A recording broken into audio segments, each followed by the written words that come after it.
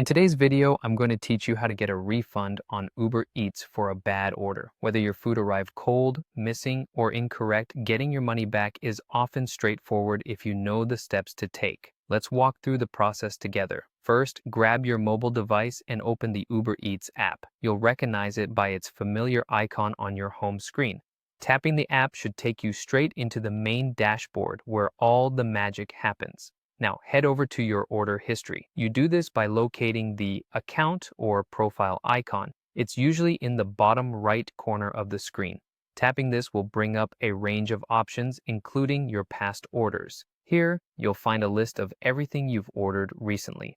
With your order history in front of you, scroll through to find the specific order for which you want a refund. Once you've found it, tap on that order entry. This step is crucial as it directs you to the order's full details and options to make any corrections or reports. Next, you should see an option labeled Get Help or Report an Issue.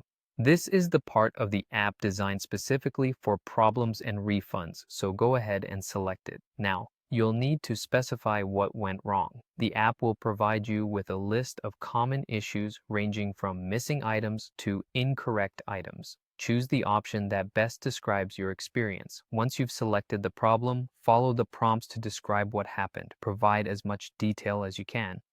Was it your drink that was missing, or did you receive someone else's meal entirely? The more specific you are, the better Uber Eats can understand your issue. If you have any photo evidence, such as a picture of the wrong or missing items, now's the time to upload it. This evidence can expedite your request and provide solid proof of your claim. After entering all the required information, you'll be guided through the submission process for your refund request. A few tips to maximize your chances. Timing is key. Make sure you report the issue within 48 hours of receiving your order to remain eligible for a refund.